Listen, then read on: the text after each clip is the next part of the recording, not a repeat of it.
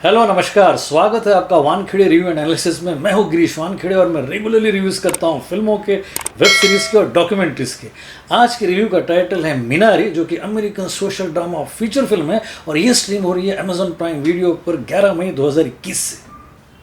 Hollywood ये hub माना जाता है अमेरिका के बेस्ट फिल्म मेकिंग टैलेंट को स्पॉट करने के लिए, और हॉलीवुड में जितने पॉपुलर डायरेक्टर्स हैं वो सारे ही अमेरिकन्स नहीं हैं। उसमें से कई ऐसे डायरेक्टर्स हैं जो अलग अलग देशों से आए हैं और फिर अमेरिका में सेटल हुए हैं, और उसके अलावा कई ऐसे भी डायरेक्टर्स हैं जो अपने देशों में ही रहकर अमेरिका में बेहतरीन काम कर रहे हैं। इनमें से एक डायरेक्टर थे सर्जियो लियोन, जिन्होंने बहुत ही ज़बरदस्त ट्रिलॉजी बनाई थी, वेस्टर्न स्पेगेटी ट्रिलॉजी, जिनमें एक थी अ फिस्टफुल ऑफ डॉलर्स, दूसरी थी for a few dollars more, और तीसरी थी the good, the bad and the ugly.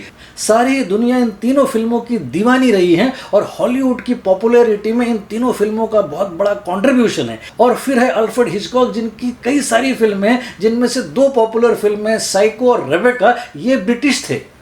और फिर है the Lord of the rings trilogy वाले पीटर जैक्सन, जो न्यूजीलैंड से हैं, और फिर टर्मिनेटर और टाइटैनिक बनाने वाले जेम्स कैमरून कैनेडियन हैं। और फिर है अल्फांसो क्यूरॉन, जो कि मैक्सिकन डायरेक्टर है और जिन्होंने 2 कॉन्सिक्यूटिव ऑस्कर्स जीते, ग्रेविटी और रोमा के लिए। और फिर माजिद माजिदी है जो ईरानियन है, फातिया कीन है जो टर्किश है, लार्स वॉन ट्रियर है जो डैनिश है, और आंग ली है जो तैवानीज है।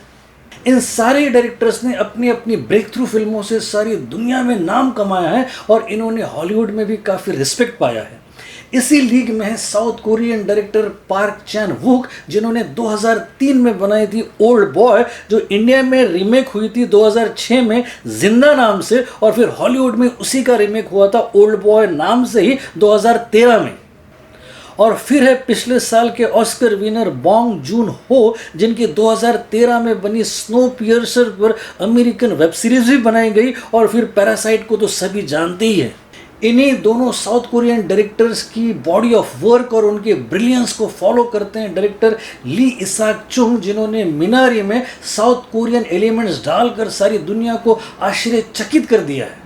फिल्म की कहानी डायरेक्टर की सेमी ऑटोबायोग्राफिकल है, जिसमें वो जिस तरीके से अर्ली 80s में यूएस में इमिग्रेट हुए थे, वैसे ही एक फैमिली ऑलरेडी यूएस में इमिग्रेट होके कैलिफोर्निया में सेटल हो चुकी है, और अब वो कैलिफोर्निया से शिफ्ट हो रही है अरकानसास के इंटीरियर इलाके में, जहाँ पर उन्होंने एक ज़मीन खरीदी। इस परिवार में 4 लोग हैं, पति जैकब, पत्नी मोनिका, और फिर उनकी एक बेटी और फिर एक छोटा बेटा। जैकब चिकन इंस्पेक्टर है और उसने ये जो ज़मीन खरीदी है, उस ज़मीन पर वो साउथ कोरियन सब्जियां उगाकर साउथ कोरियन वेंडर्स को बेचकर बिजनेस शुरू करना चाहता है। उसकी पत्नी उससे नाखुश है क्योंकि उनके छोटे बेटे का इलाज चल रहा है और वो बड़े शहर से एक छोटी जगह पर आकर रहना नहीं चाहती। दोनों पति पत्नी काम करते हैं, इसलिए अपने बच्चों की देखभाल के लिए मोनिका अपनी माँ को साउथ कोरिया से बुला लेती हैं, और फिर शुरुआत में नानी और बच्चों के संबंध ठीक ठाक नहीं रहते, लेकिन फिर वो धीरे धीरे इम्प्रूव होने लगते हैं। जैकब काफ़ी एम्बिशियस है और इस ज़मीन में जो वो बिज़नेस करना चाहता है उसमें काफ़ी मुश्किलें आ जाती है और उनकी हालत बद से बदतर होती जाती हैं। जो वेंडर्स उससे सब्जी लेने वाले थे वो इनकार कर देते हैं, और फिर उसके स्टोर हाउस में आग लग जाती है और दोनों पति पत्नी डाइवोर्स के कगार पे आ जाते हैं। ऐसे में साउथ कोरिया में एक पौधा है जिसको कहते हैं मिनारी, और ये पौधा ऐसा है जो दवाई बनाने के भी काम आता है, जो सब्जी बनाने के भी काम आता है, और ये तालाबों के पास उगता है। इस पौधे को ये ले आई है नानी अपने साउथ कोरिया से, और उसने इसी ज़मीन में एक छोटी सी जगह देखकर जो तालाब के पास है वहाँ पे इस पौधे को लगा दिया था, और अब उस पौधे की बड़ी फसल उग के आई है। और ये जो फसल है ये मिनारी की फसल है। अब ये फसल क्या इस फैमिली की ज़िंदगी में नई रोशनी लेकर आती है, और फिर क्या उस छोटे बच्चे की बीमारी दूर हो जाती है, और फिर ये जो पति पत्नी डिवोर्स की कगार पर पहुँचे हैं, क्या वो डिवोर्सी बनने से बच जाते हैं? ऐसे कई सारे प्रश्नों के उत्तर देती हैं ये 115 मिनट की फिल्म, जिसे देखने के मैं आपको कम से कम 5 रीज़न्स दे सकता हूँ। सबसे पहला रीज़न है ली इसाक चुंग। ये इस डायरेक्टर की 5वीं फिल्म है और इस फिल्म में इन्होंने इमिग्रेंट्स के इश्यूज़, उनकी लाइफस्टाइल, उनके एस्पिरेशंस, उनकी तकलीफ़ें, इन सारी चीज़ों को बड़ी ही कुशलता से प्रेजेंट किया है। ये इस साल के ऑस्कर में बेस्ट डायरेक्टर की कैटेगरी में नॉमिनेटेड थे और ये पॉपुलर है 2007 से, जब इन्होंने अपनी पहली फिल्म बनाई थी मुन्नी रंगैबो, जो कि उस साल के कांस फिल्म फेस्टिवल की ऑफिशियल सिलेक्शन थी। दूसरा रीज़न है स्क्रीन प्ले। इस फिल्म का स्क्रीन प्ले भी डायरेक्टर ली इसाक चुंग ने ही लिखा है और वो इसके लिए भी नॉमिनेटेड थे बेस्ट ओरिजिनल स्क्रीन प्ले की ऑस्कर की कैटेगरी में। इस स्क्रीन प्ले में एक ह्यूमन क्वेश्चंट है, रिलेटेबल कैरेक्टर्स है और एक इमोशनल वार्मथ है जो आपको कनेक्ट करती है। तीसरा रीज़न है ओरिजिनल स्कोर।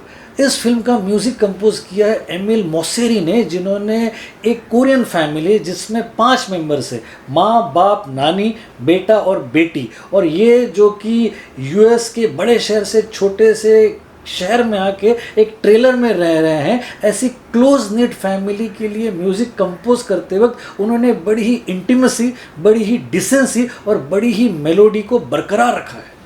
एक गाना है रेन सॉन्ग जो कि स्टैंड आउट होता है अपने कोरियन लिरिक्स और कोरियन एलिमेंट्स के कारण। चौथा रीज़न है स्टीवन येउन। ये है परिवार के मुखिया जैकब का रोल करने वाले एक्टर जो कि इस साल ऑस्कर में बेस्ट एक्टर कैटेगरी में नॉमिनेटेड थे। इन्होंने एक एम्बिशियस और रिस्पॉन्सिबल लेकिन वर्कहॉलिक और डिसिप्लिन फादर के रोल में गजब ढाया है। उन्होंने जो काम किया है उसमें उनका बॉडी लैंग्वेज, उनका डिस्परेशन और उनका डिसअपॉइंटमेंट आपको विचलित कर देता है। 5वां रीज़न है यून यू जुंग। ये वो एक्ट्रेस है जिन्होंने नानी का रोल किया है और इस रोल के लिए उन्होंने इस साल का बेस्ट सपोर्टिंग एक्ट्रेस का ऑस्कर जीता है और वो पहली साउथ कोरियन एक्ट्रेस है जिन्होंने ये खिताब जीता है।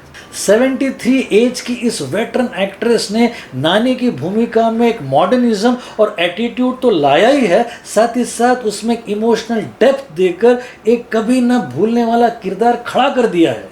इन 5 कारणों के अलावा मैं आपको बता दूं कि ये फिल्म 6 कैटेगरीज में ऑस्कर्स में नॉमिनेटेड थी और ये विनर है इस साल की बेस्ट फॉरेन लैंग्वेज फिल्म के गोल्डन ग्लोब अवार्ड्स की।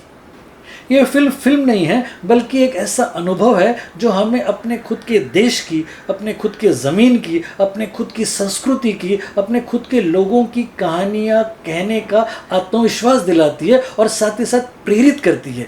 कहानियाँ किसी भी देश की क्यों ना हो, लेकिन मानवीय संवेदनाएं और भावनाएं जुड़ ही जाती है। इस फिल्म के साथ भी वही होता है। Go for it.